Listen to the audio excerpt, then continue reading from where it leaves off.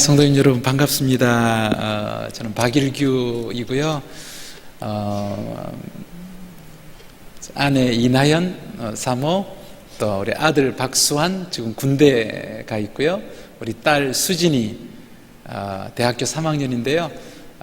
저희가 선교사로서 살 수 있도록 주님이 불러주셨던 것이 95년도 우리 첫 아들이 2살 때 저희를 선교사로 불러주셔서 10년 동안 우간다에서 살았습니다. 그 꼬맹이였었는데 어느새 아이들이 자라가지고 이제는 대학교를 졸업하고 군대에 가 있고 또 지금 대학생이 되어 있고 신기한, 지난 한 20년 동안의 삶이 신기한 하나님의 인도하심을 저희가 경험하는 그런 기간이었습니다. 하나님께서 제 삶에 중요하게 찾아오셨던 한순간이 있었는데요. 고등학교 때였습니다. 고등학교 1학년 때 제가 처음, 저희 가정이 워낙 불우해가지고 어둡고 슬프고 막막하고 괴로워서 제 발로 제가 교회를 찾아왔었어요. 고등학교 1학년 때 혹시 저 십자가 달린 집 안에는 새로운 세상이 있을까? 궁금해서 제 발로 그냥 찾아올 정도로 인생이 너무 힘들었었어요. 근데 그때부터 주님이 저를 만나 주시더라고요. 그리고 고등학교 2학년 때 예수님을 영접하게 되었습니다. 예수님을 영접하고 날마다 이제 교회에 와서 주님 만나는 게 저의 유일한 기쁨이었어요. 날마다 학교 갔다가 책가방 들고 와서 교회 2층에 혼자 앉아가지고 그냥 기도하는 거, 회개하는 거, 눈물 흘리는 거, 찬송 부르는 거, 말씀 읽는 거, 1시간 반 동안 시간 갖고 돌아가는 것, 그것 이상 행복한 시간은 없었던 것 같아요. 그러던 어느 날 주일 저녁 예배 때였는데요, 말씀을 전하시는 분이 선교사님이셨어요.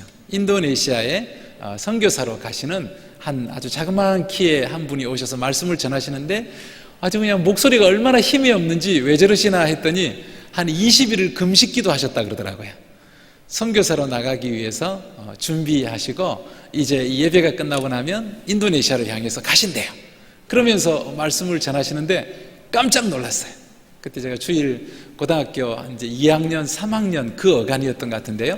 그때 저 뒤에 앉아서 고등학교 학생으로서 예배를 드리고 있는데 제가 생각도 해보지 않았던 새로운 세상이 그때 제게 들리는 거예요. 이 세상에는 나보다 훨씬 가난한 사람들이 너무나 많이 있다는 것을 한 번도 생각해 보지 않았어요. 처음으로 알게 됐어요.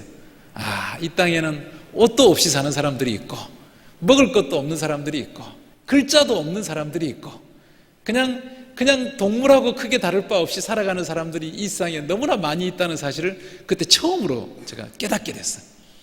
그러면서 그런 분들을 섬기기 위해서 선교사로 헌신하는 저런 종류의 삶도 있구나. 저런 분들은 어떤 분들일까? 제 마음에서 너무 뭉클했었어요. 저도 모르게 제 마음에서 설교 말씀을 쭉 듣는 가운데 제 마음에 주님, 저도 언젠가 한번 저렇게 살아볼 수 있을까요? 제 마음에 이렇게 알 수 없는 어떤 이 소원이 생기더라고요. 주님, 제가 만약 저렇게 한번 살아볼 수 있다면 이제부터는 공부를 좀 열심히 해보고 싶습니다. 공부를 한번 죽도록 해보고 싶습니다. 그리고 정말 의미 있는 것을 위해서 내 인생을 한번 들여보고 싶습니다. 그때 제가 그 주일날 저녁 예배에 우연히 참석했던 그 저녁 예배가 제 인생을 바꾸어 놨어요. 저는 그전까지 공부의 의미를 알 수가 없었습니다. 그냥 부모님들 위해서 공부했었어요. 남들에게 지지 않기 위해서, 남들보다 인정받기 위해서, 선생님들 칭찬받기 위해서, 저는 그래서 그냥 공부해야 되는 줄 알았어요. 근데 그때 처음으로 정말 나를 통해서 뭔가 정말 의미 있는 어떤 인생을 살 수 있는 기회가 있구나. 이 세상에는 나를 필요로 하는 사람들이 있겠구나. 그렇다면 내가 한번 최선을 다해서 살아볼 수 있으면 좋겠다. 저 선교사님처럼. 저 선교사님이 저렇게 지금 의미 있게 자기 인생을 드리고 사신다는데 그 길을 나도 한번 갈 수 있다면 아깝지 않겠다, 후회스럽지 않겠다, 한번 전심을 다해서 살아봤으면 좋겠다. 이제 그 마음이 제게 처음으로 든 거예요. 그때 주님이 제 마음에, 그 어린 고등학생의 마음에 선교에 대한 마음을 처음으로 제 속에 넣어주셨어요. 그리고 제가 그때부터는 정말 열심히 공부하기 시작했어요. 공부가 안 하던 공부를 하려니까 잘 안 되더라고요. 해보니까 그게 쉽게 되는 게 아니더군요. 그렇지만 막 기도하면서 했었어요. 주님, 제가 공부를 해야 되겠는데 왜 공부가 안 되죠? 그러면서 철야를 했어요. 철야를 기도했어요. 근데 주님이 제게 이 어느 몇 개월 사이에 한 3, 4개월 지났을까요? 언젠가부터 공부가 되기 시작하는데 그때부터 주님이 저를 인도하시더라고요. 학교를 열어주시는데 저는 대학교 갈 형편이 안 됐어요. 장학금을 받지 않으면 대학을 갈 수 없는 형편인데 주님이 대학교를 장학금 받고 갈 수 있게 해주셨어요. 그리고 또 대학을 다니다가 주님, 제가 이 진리를 정말 제대로 이해하고 싶습니다. 제 안에 소원이 있었어요. 그래서 기독교 철학을 공부하고 싶어가지고 기독교 철학을 공부하기 위해서 기도하는데 주님이 미국에 갈 수 있도록 또 길을 열어주셨어요. 저는 비행기 티켓 하나 살 돈도 없는 사람인데 주님이 길을 열어주셔서 또 미국에서 기독교 철학을 공부하도록 길을 열어주셨어요. 그리고 주님이 저를 한국으로 다시 인도하셔서 신학교를 마치고 그리고 우간다를 가게 하셨어요. 그때 첫 아이가 2살 때 우간다를 가게 되었는데요. 그냥 그 동화, 그냥 그 동물의 왕국에서만 보던 아프리카. 그 당시만 해도 너무 개념이 없었죠. 뭐 아프리카 어떤 나라인지 잘 상상이 안 되는 그런 속에서 두려움 반, 설레임 반, 그리고 이제 아프리카를 향해 가게 되었습니다. 그것이 우간다였습니다. 옛날에 이디 아민 때문에 우리 어르신들은 좀 기억하시는 그런 나라죠. 걱정스러운 마음으로 아프리카를 갔었는데요. 그곳에서 주님이 제게 너무 뜻밖의 삶을 보게 하셨어요.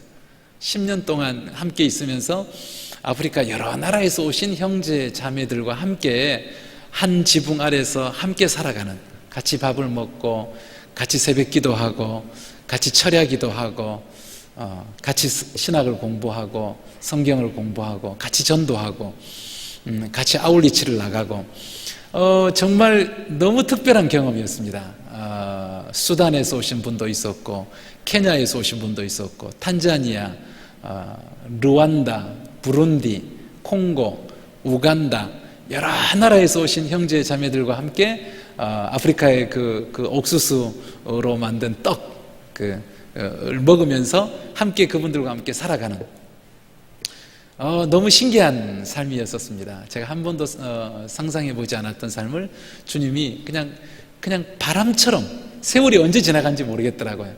그렇게 지나가면서 행복한 제 삶에 있어서 인생이 무언가를 새롭게 가르쳐주는, 제게 모든 것이 구비되어 있고 잘 사는 곳에서만 사람이 사는 것이 아니라 아무것도 없는 곳에서도 사람들이 어떻게 살아가는지, 무소유, 우리가 그냥 가끔 그냥 어떻게 수필집에서나 대하는 그 무소유라는 말이 그냥 삶의 생생한 현실, 어느 집을 가보나 아무것도 없는 것, 아무것도 없이도 사람들이 살아가는구나 라는 그 삶의 현장을 보면서 제 인생이 바뀐 것 같아요. 그 뒤로 지금까지 저의 삶은 이전에 생각지 않았던 전혀 다른 종류의 삶을 살도록 주님이 저를 이끌어 가신 것 같아요. 오늘 저희가 이 1시간 짧은 시간 동안에 하나님 아버지의 마음, 하나님께서 우리를 이 땅에 보내실 때 어떤 마음을 가지고 우리를 이 땅에 보내셨을까?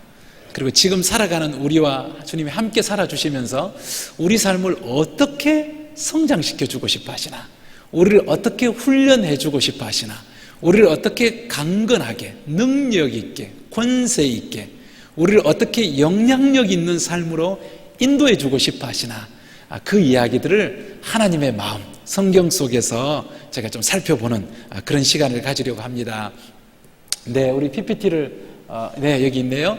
열방을 축복하시는 하나님의 마음, 이제 그렇게 제목을 잡아봤는데요. 자, 여기에 보면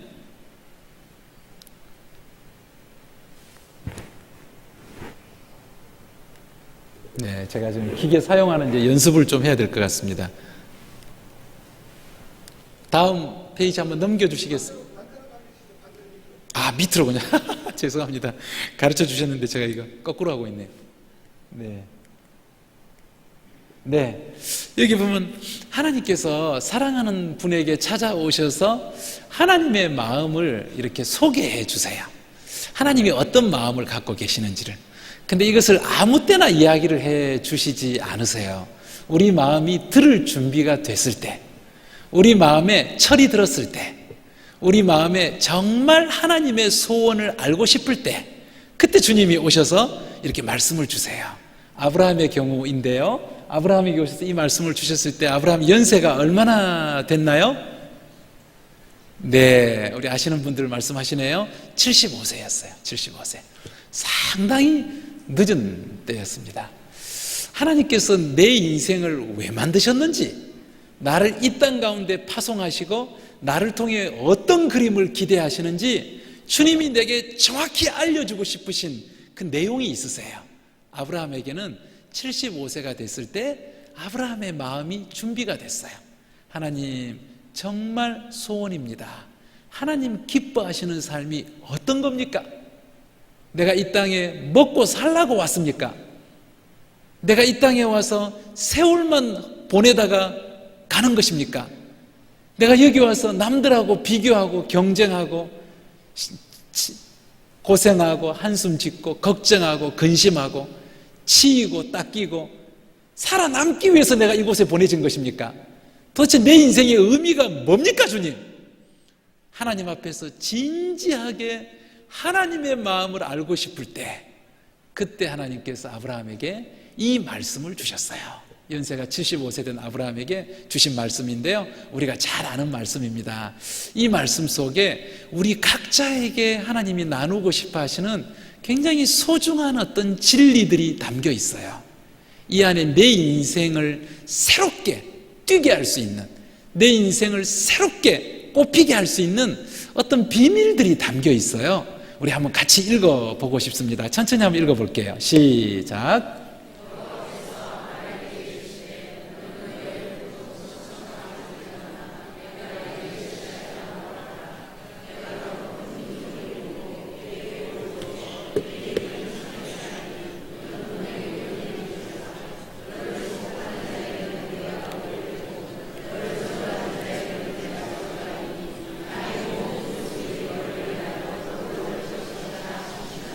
네, 이 말씀을 받을 때 아브라함의 상태는 썩 좋은 상태가 아니었습니다. 아브라함은 성실한 사람이었을 것입니다. 아주 근면한 사람이었을 것입니다.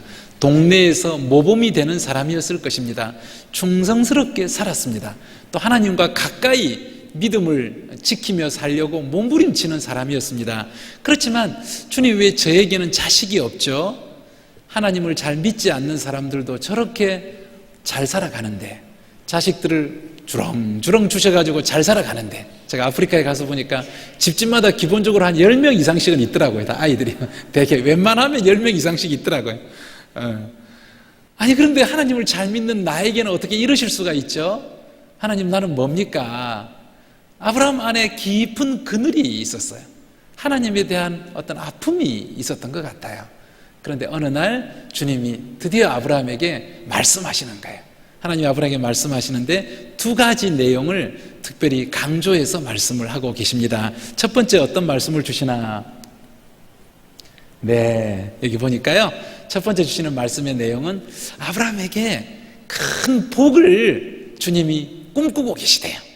아브라함은 지금 자식 한 명이 없어서 그냥 한숨 짓고 있는데, 하나님이 놀랍게도 나는 너에게 지금 자식 한 명 정도 주려고 하는 게 아니라 민족을 주고 싶다. 민족을. 그것도 큰 민족을 주고 싶다. 그리고 너가 기도도 하지 않았지만 내가 너에게 큰 땅을 주고 싶다. 그리고 너가 나에게 기도도 안 했지만, 너가 그런 비전을 가진 적도 없지만, 나는 너가 복의 근원이 되는, 복의 권세를 가진 사람으로 너 인생을 만들어주고 싶다. 주님 그 말씀을 하시는 거예요. 축복에 대해서 말씀하시는 거예요. 축복에 대해서.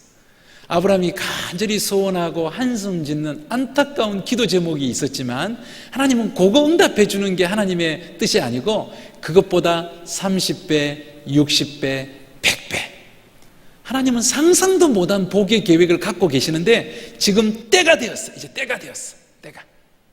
때가 되어서 이제 이것을 풀어놓고 싶으시대. 아브라함의 인생 안에서. 그러면서 놀라운 축복들을 말씀하고 있습니다. 우리 모두가 다 얼마나 참 소원하는 그런 복의 약속들인지 너무 기분 좋은 그런 약속들입니다. 그런데 하나님께서 두 번째 말씀을 주세요. 두 번째 말씀. 첫 번째 내용은 우리가 너무나 익숙한 내용인데 두 번째는 좀 익숙하지 않은 말씀을 주세요. 아브라함이 한 번도 생각해 보지 않았던 뜻밖의 말씀을 아브라함에게 주시는 거예요. 어떤 말씀인가? 여기 보니까요, 땅의 모든 족속이 복을 받게 될 것이다, 너를 통해서. 그런 말씀을 하시는 거예요. 땅의 모든 족속? 그분들하고 나하고 무슨 상관이 있지? 그 족속들하고 나하고 무슨 상관이 있지? 한 번도 생각해 보지 않았던 주제예요. 근데 하나님께서 아브라함에게 이 중요한 인생의 이제 절대절명의 이 타이밍, 하나님의 카이로스, 하나님의 이 때가 왔을 때 아브라함의 인생 안에서 아브라함이 소원하고 놀랄 만한 선물들을 말씀하시는데, 축복의 이야기를 하실 뿐만 아니라 그 축복의 이야기의 클라이막스, 그 축복의 이야기의 절정이 뭐냐 하면, 너로 말미암아서 너 인생 하나가 복을 받는 게 다가 아니고, 너는 한 번도 생각도 안 해봤고 기도도 안 해봤지만 내가 가진 계획은 너를 통해서 모든 민족이 변화되어지는 거, 모든 민족이 너의 가슴에 그 사모하고 있는 축복들을 그들도 다 경험하는 거, 그들 모두가 너의 인생처럼 기쁨을 맛보고 행복을 맛보고 충만함을 맛보고 열매를 맺는 인생으로 나아가는 거, 나는 그것을 이루고 싶다. 그런데 너에게서부터 시작하고 싶다. 주님 이 말씀을 하시는 거예요. 하나님께서 창세기 12장 1절에서 3절에 주신 이 말씀은 아브라함 한 사람에게 주시는 말씀이지만 사실은 성경 전체의 주제 구절이라고 우리가 성경학자들이 설명합니다. 성경 전체의 주제예요. 주제.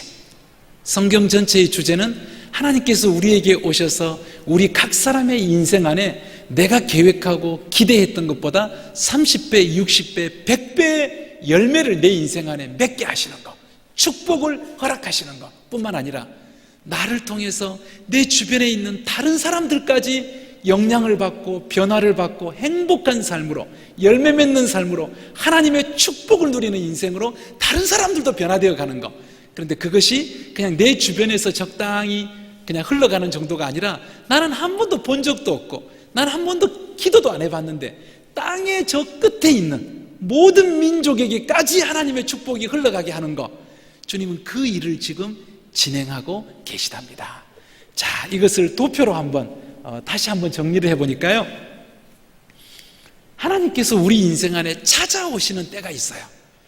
주님 보니까요, 제 인생 안에 크게 한 서너 번 주님이 제 인생 안에 이런 때를 주셨더라고요. 첫 번째는 고등학교 1학년 때였어요. 저는 그때 제 발로 제가 교회를 가는 줄 알았어요.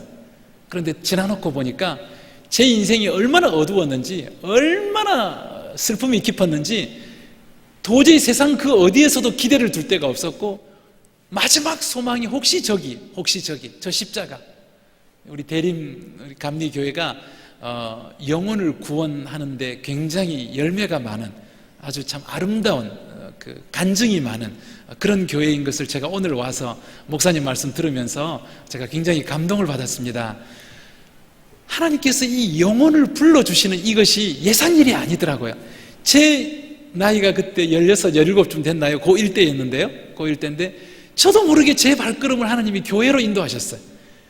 이 세상에 너무나 많은 사람들이 있지만 그 많고 많은 사람 중에 한 불쌍한 소년, 미래가 없고 의지할 데가 없는 한 소년을 주님이 그 발걸음을 교회로 인도하셨어요.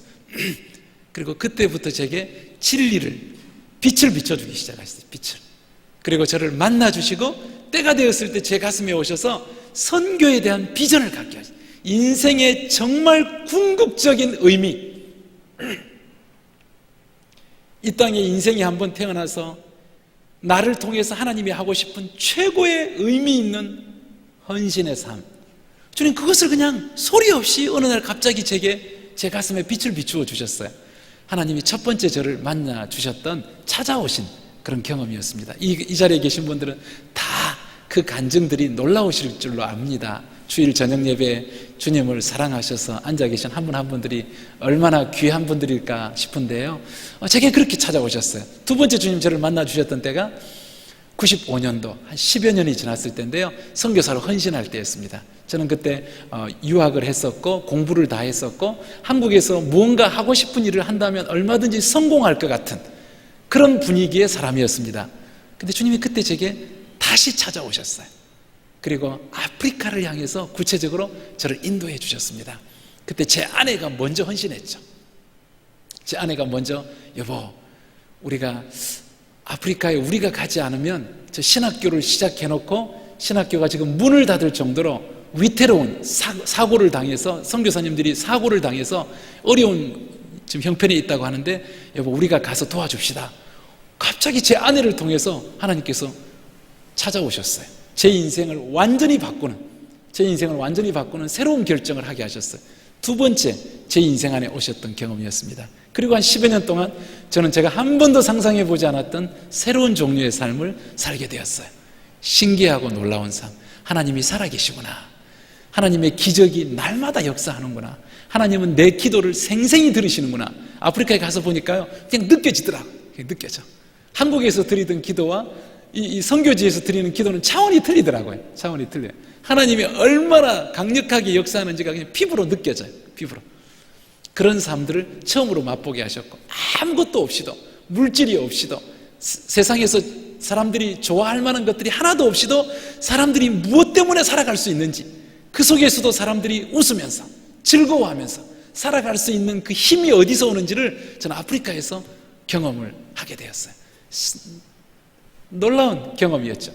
그리고 주님이 또 제 삶 안에 아프리카 이후에 찾아오셔서 저를 만나주시고, 그 다음 지난 10년 동안은 선교사님들을 돌보는 삶, 선교사님들이 지치고 상하고 넘어지고 괴로워하고 힘들어 하실 때 그분들 이야기를 들으면서 그분들이 다시 힘을 얻고 다시 선교지를 향해 나갈 수 있도록 제가 한 번도 생각해 보지 않았던 사역을 주님이 지난 10년 동안 제 삶 안에 또 맡기셨어요.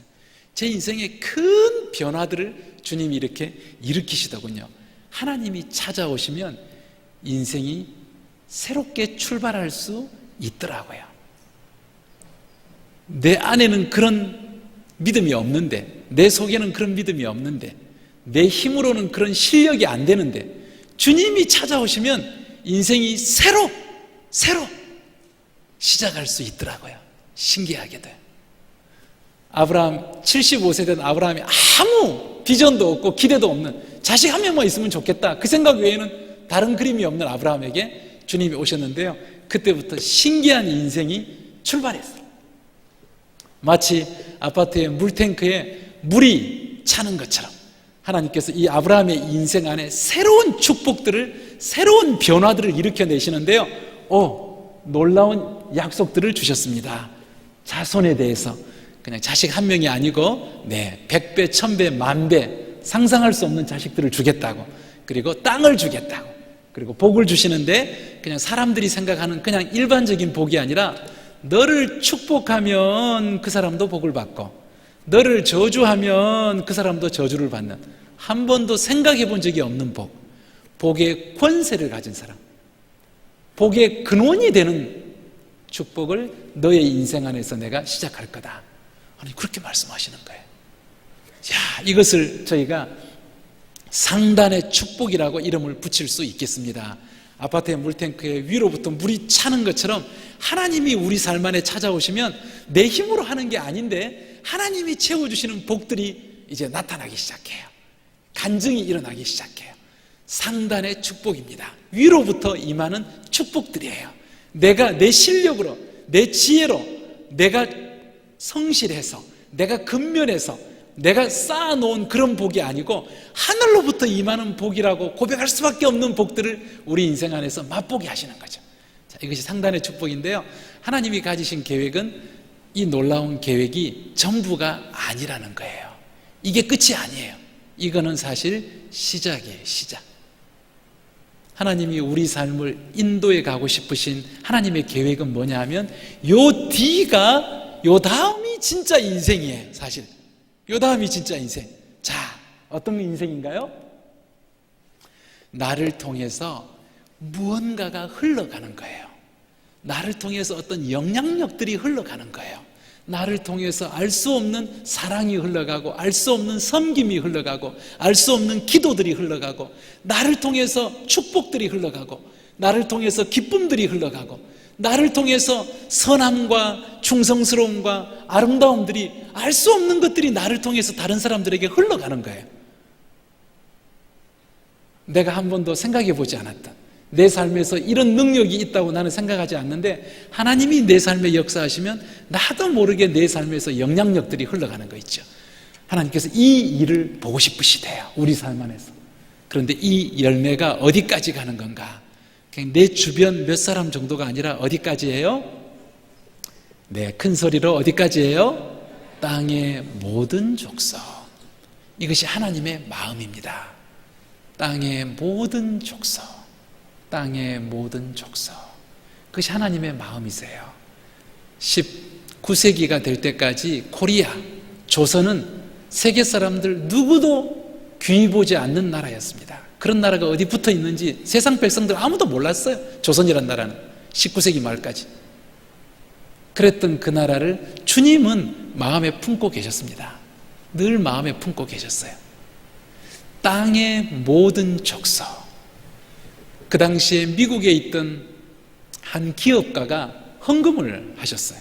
헌금을 하시면서 하는 말씀이, 지금 조선이란 나라가 선교사가 들어가면 사람을 목 베어서 죽이는 무지막지한 미전도 종족 국가입니다.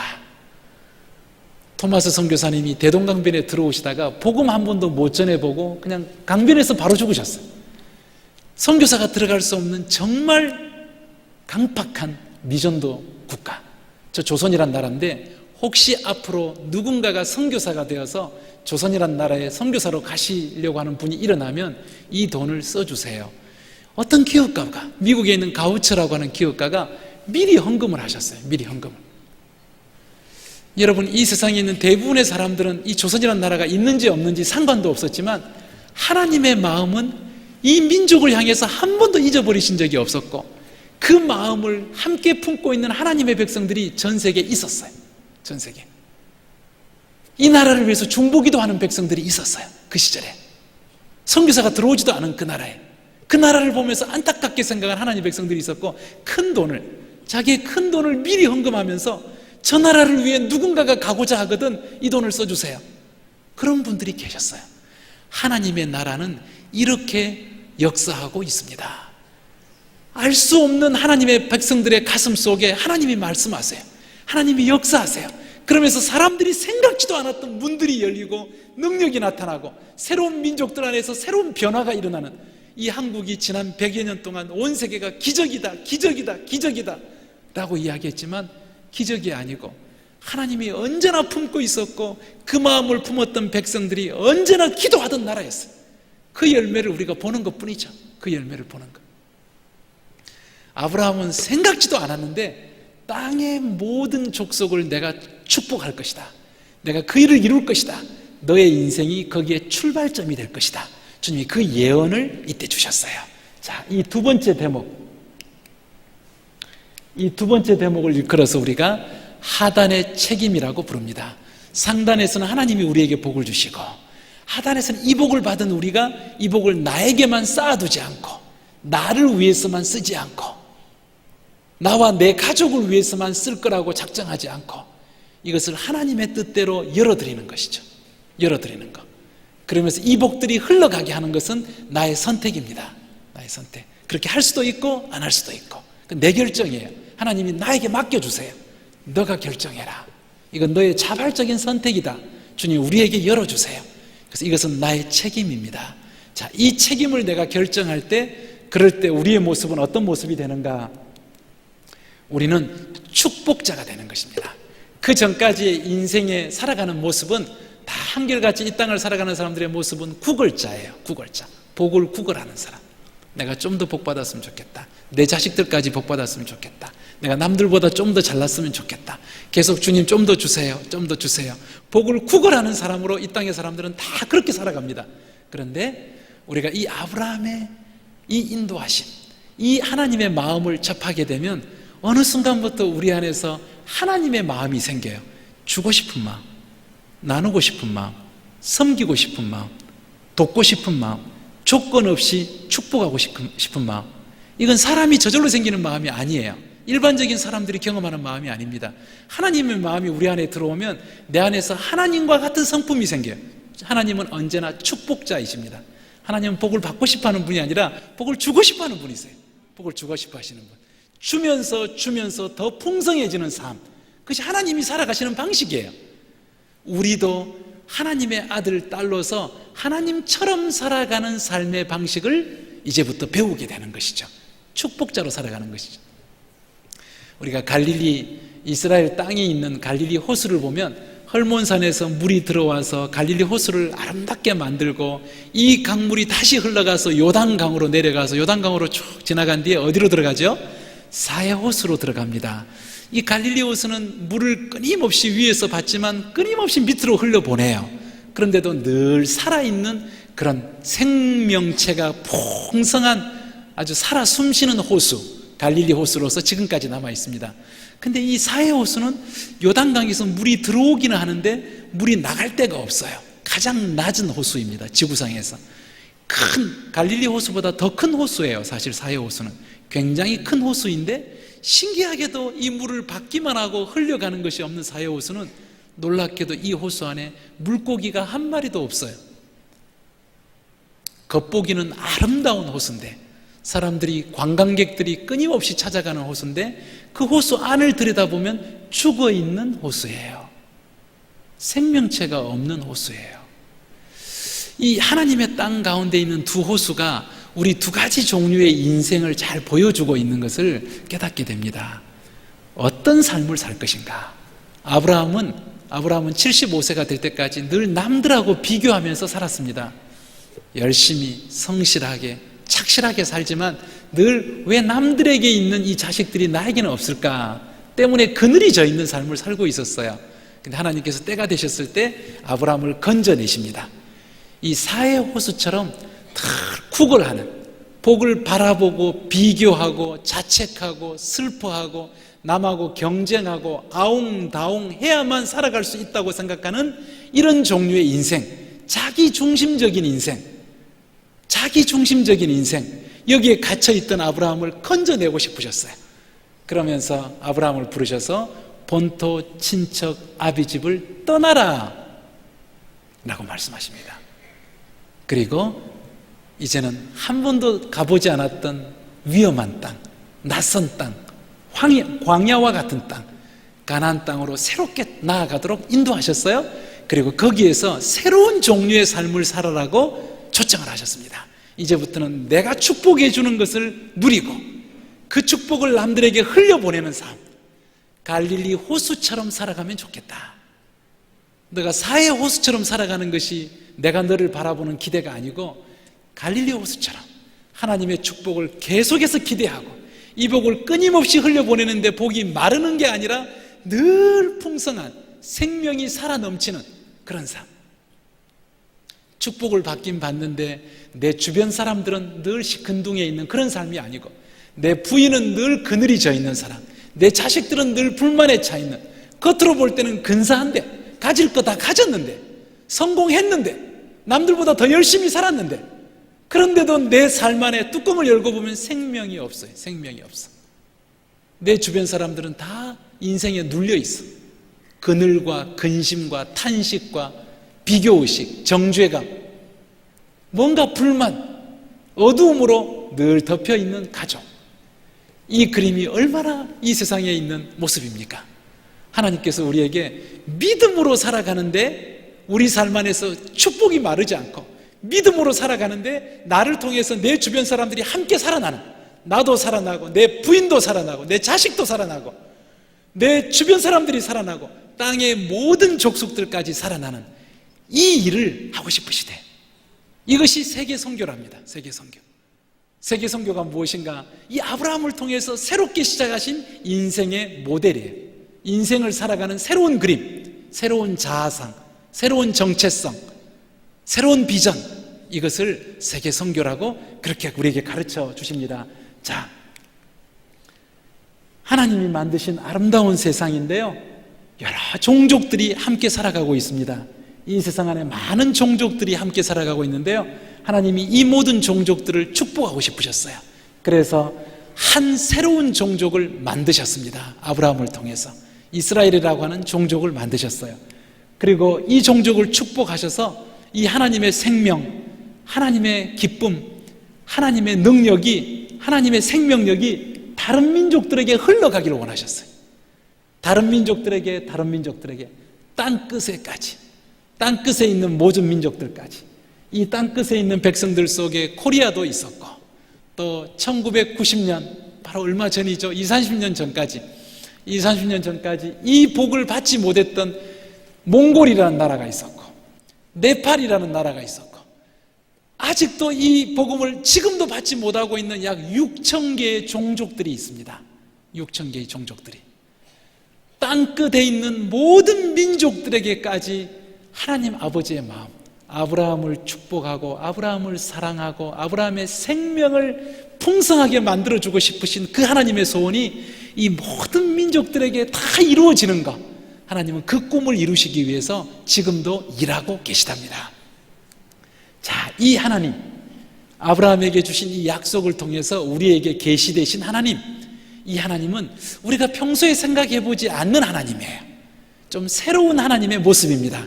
이 하나님의 이름을 어떻게 붙이면 좋을까? 우리 한번 한 목소리로 크게 한번 읽어보고 싶습니다. 시작.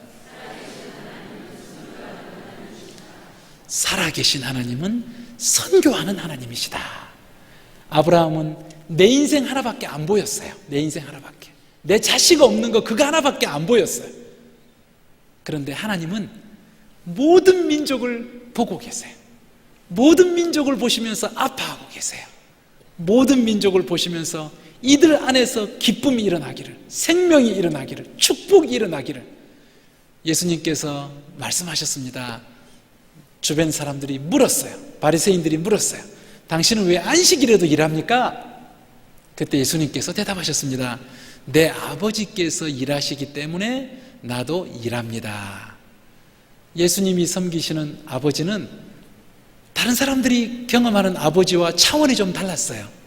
예수님이 섬기시는 아버지는 모든 민족이 구원받기까지, 모든 민족의 가족들 안에 행복이 들어갈 때까지, 기쁨과 축복이 들어갈 때까지 주무실 수 없는 하나님, 쉬지 않고 일하시는 하나님, 예수님이 섬기시는 아버지는 그런 아버지셨어요.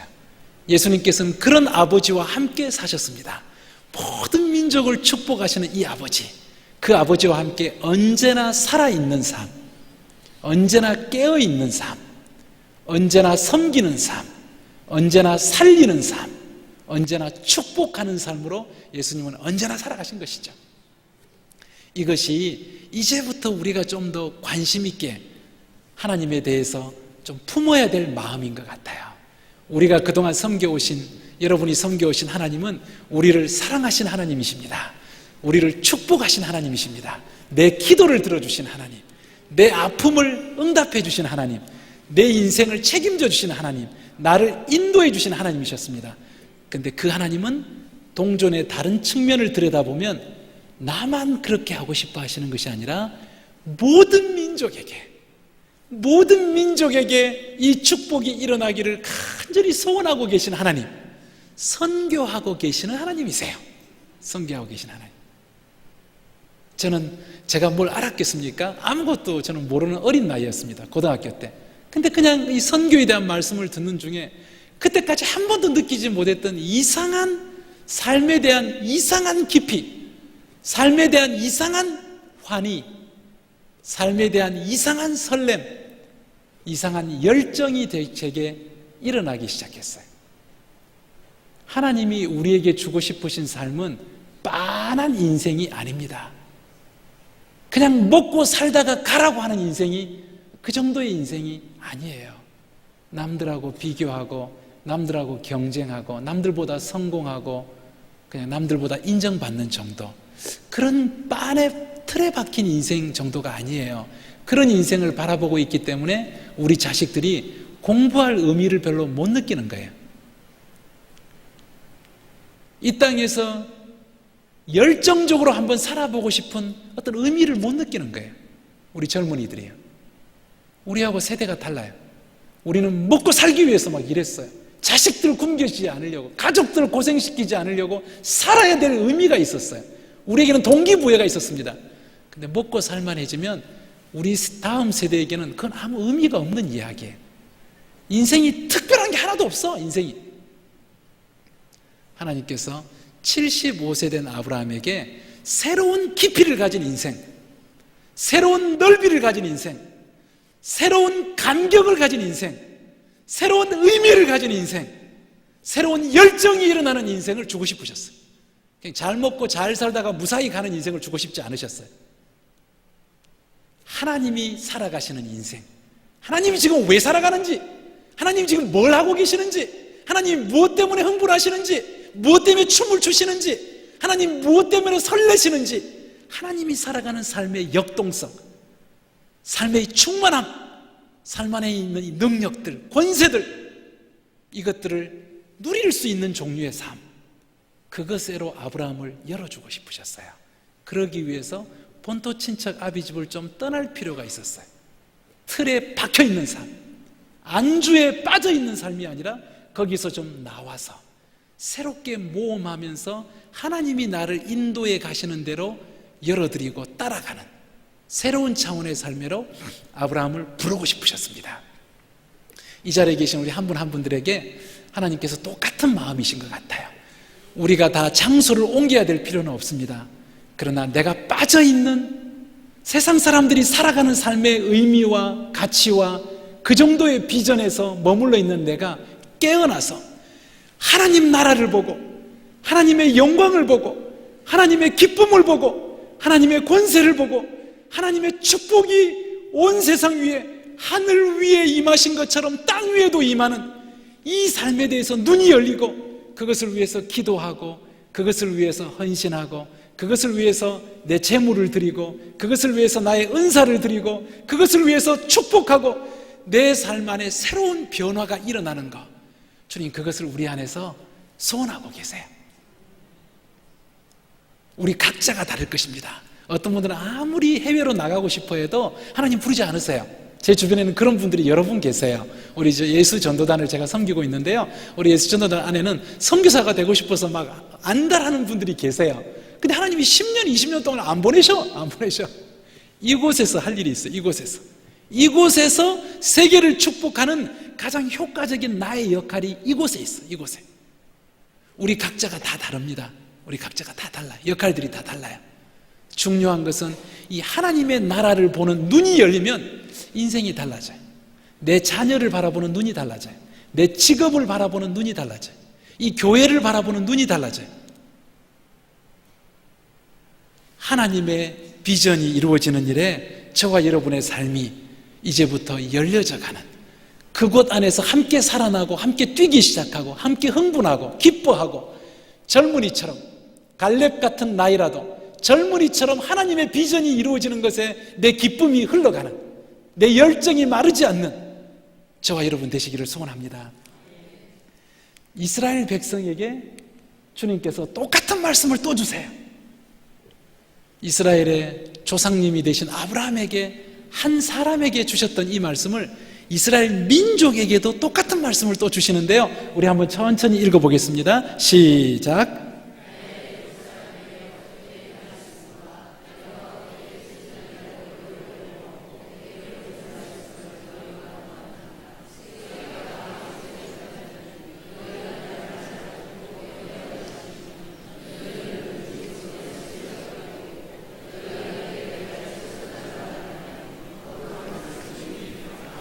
이스라엘을 애굽에서 건져내자마자 홍해를 건너서 시내산 앞에 모였는데요, 첫 번째 주신 말씀이세요. 하나님이 십계명을 주시기 전에 먼저 주고 싶은 말씀이 있었습니다. 그것은 정체성이에요. 정체성. 내가 누구인가? 이스라엘 민족에게 너희 민족이 왜 존재하는지, 무엇을 위해 존재하는지, 민족의 정체성을 먼저 가르쳐주고 싶으셨습니다. 이 민족의 정체성을 설명하는데 중요한 단어가 제사장 나라가 될 것이다 라고 말씀하는 거예요. 자, 이 말은 아브라함에게 주셨던 그 비전과 똑같은 내용입니다. 자, 이것을 그림으로 한번 보니까요, 하나님께서 이스라엘을 어디에 세우셨나 봤더니 저기 이라크가 있는 갈대아 우루 저 땅에서부터 불러내셔가지고 지금 이스라엘 땅으로 부르셨는데요, 저 땅을 가만히 살펴보니까 세 대륙이 만나는 딱 중간 자리예요. 그 옆에는 사막, 아라비아 광야가 있어서 사람들이 다니지 못했습니다.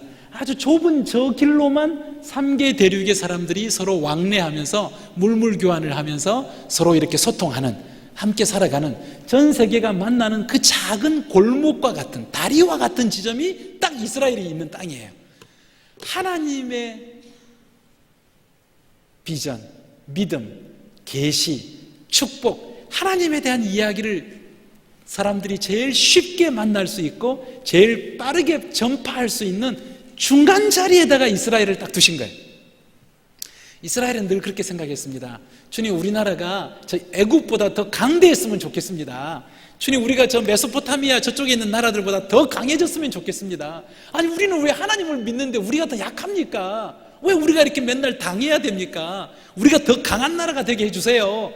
이스라엘 백성들은 늘 그런 소원이었어요. 우리나라가 잘 먹고 잘 살고 부강하고 제일 큰 소리 쳐서 그냥 떵떵거리면서 봐라 이놈들아, 하나님 믿으니까 이렇게 잘 살잖아, 그렇게 큰 소리 칠 수 있는 나라가 되기를 소원했어요, 이스라엘 백성은요. 그런데 하나님의 계획은 그게 아니었습니다. 하나님은 이스라엘이 잘나는 나라 되는 게 목적이 아니고요, 이스라엘이 다른 나라들을 섬겨주는 나라, 제사장은 그런 사람이었습니다. 하나님께 가까이 나아가서 하나님의 축복을 받아서 백성들에게 전달하는 통로가 되는 사람, 하나님의 축복과 계시와 진리와 은혜들을 모든 민족들에게 나누어주는 통로 역할을 하라고 주님은 세우신 거예요. 자, 그것을 에스겔서에 보니까 이렇게 표현하셨습니다. 여호와께서 가라사대 이것이 곧 예루살렘이라 내가 그를 이방인 가운데 두어 열방으로 둘러있게 하였다. 하나님의 계획은 한 번도 이스라엘이 최고의 나라가 되는 게 꿈이 아니에요. 하나님은 이스라엘이 모든 민족들을 축복하는 통로가 되기를, 그게 하나님의 꿈이었어요. 지금 저와 여러분의 꿈은 어떤 꿈이신가요? 우리는 늘 그렇게 생각할 때가 많아요. 주님, 나를 좀 축복해 주세요. 내가 좀 건강하게 해주세요. 내가 좀 뛰어나게 해주세요. 내가 성공하게 해주세요. 내가 좀 마음껏 남들보다 더 베풀 수 있도록 높은 자리에 좀 세워주세요. 그렇게 소원할 때가 많습니다. 그런데 하나님께서 가지신 그림은, 나는 너의 인생을 통해서 모든 민족이 복을 받았으면 좋겠다.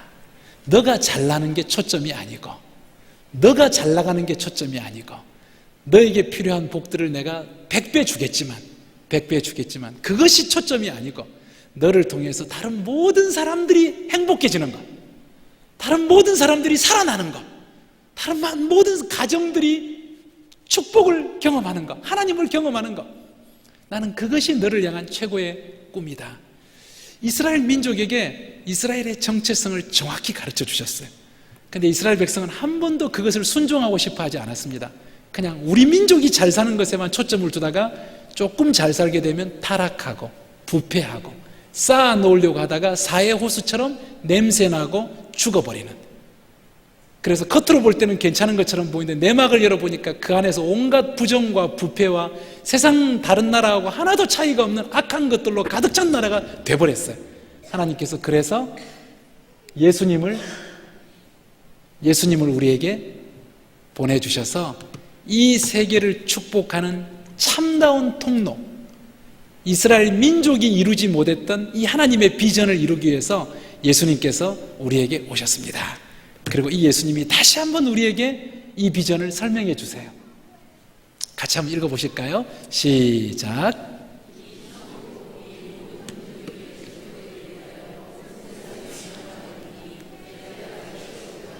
네, 예수님께서 다시 한번 똑같은 마음이세요. 똑같은 마음. 이 천국 복음이 모든 민족에게 증거될 때 세상이 끝날 수 있다. 세상 끝에 대해서 예수님이 구체적인 말씀을 잘 안 해주고 싶어 하셨습니다.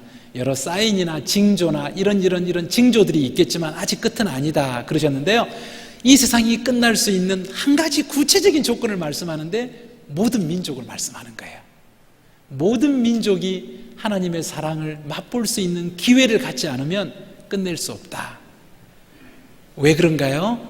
아브라함에게 약속하셨어요. 이미 2000년 전에 아브라함에게 약속하셨어요. 모든 민족이 복을 받게 될 것이다, 너를 통해서. 그 약속이 이루어져야 세상이 끝날 수 있답니다.